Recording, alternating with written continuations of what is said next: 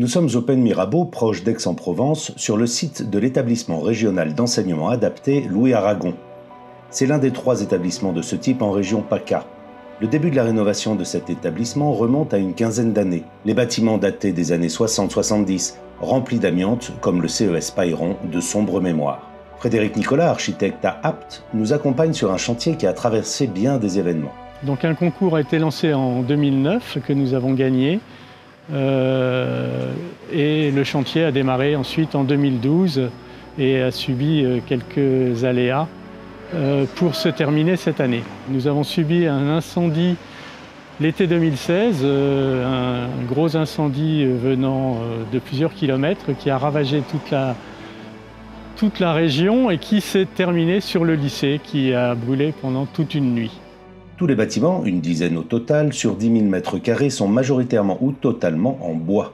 Ils utilisent des systèmes constructifs différents comme poteaux-poutres, ossature bois et CLT. Ils utilisent tous du bois lamellé, comme ici le gymnase. Il est intéressant parce qu'il montre des techniques de mise en œuvre spécifiques, en particulier du bois lamellé, avec des poutres bidimensionnelles qui font plus de 20 mètres de portée et qui permettent, associées à de l'acier, de franchir la portée nécessaire. Ce sont des poutres qui se développent dans les 2 dimensions principales avec des tirants qui relient les armes supérieures et les armes inférieures. Les pièces en acier travaillent en traction et les pièces de bois travaillent en plus à la compression. Des poutres lamellées qui, en l'occurrence, font en plus office de passerelle technique, donc on a accès à tous les organes techniques, éclairage, chauffage, ventilation.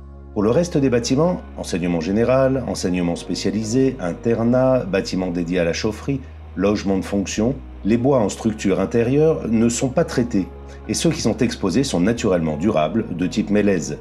Pour l'architecte, c'est la garantie d'une pérennité. Moi, je suis adepte du fonctionnalisme écologique qui est basé sur 3 principes. L'approche bioclimatique, ensuite le développement de la filière sèche, et puis troisièmement, ce qu'on appelle le plan libre, c'est-à-dire supprimer au maximum les points porteurs intermédiaires qui permettent une souplesse d'utilisation des espaces, une flexibilité, une réversibilité des usages. Le bâtiment de l'internat en R+2 est entièrement en bois, avec une structure de poteaux en bois lamellé, panneaux de remplissage et un plancher bois lamellé croisé CLT.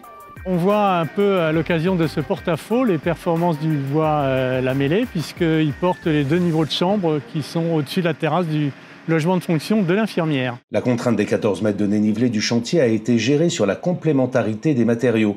Béton, bois, acier. On fait très bon ménage. Et la notion de confort y est aussi rattachée. On a aussi, dans ce domaine, joué la complémentarité des matériaux, puisqu'on a, pour donner un peu d'inertie au bâtiment, fait des chapes liquides qui viennent sur les panneaux de CLT en plancher et qui permettent d'amortir et d'écrêter les pics de température liés aux apports internes et externes. Dans une des cages d'escalier, nous avons une bonne vision des différentes techniques qui sont mises en place sur ce chantier. Poteaux en bois lamellé, CLT et poutres en I. Par chance, l'incendie a épargné les logements de fonction et les ateliers de menuiserie-serrurerie. Chaque atelier fait 400 m². C'est une structure entièrement en bois lamellé, avec un système de toiture à pente inversée qui crée une diversité et qui redonne une échelle domestique au bâtiment qui fait plus de 100 mètres de long. Il faut rendre hommage à la détermination de la région Sud-PACA qui gère 170 lycées. Le maître d'ouvrage a fait valoir sa forte demande de développer des bâtiments durables méditerranéens, BDM, dont ce lycée fait l'objet.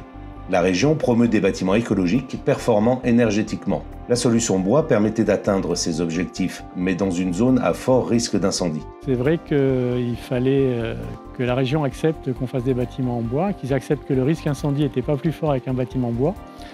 Ce qu'ils ont fait une première fois, et on peut leur rendre grâce d'avoir pas pris ombrage de l'incendie qui a dévasté le chantier en 2016 pour nous autoriser à reconstruire à l'identique avec certes de toutes petites améliorations consécutives au diagnostic qui a été fait sur la manière dont le feu s'est propagé. Souhaitons donc longue vie à ce lycée de 250 élèves qui étudie ainsi dans des conditions tout à fait privilégiées.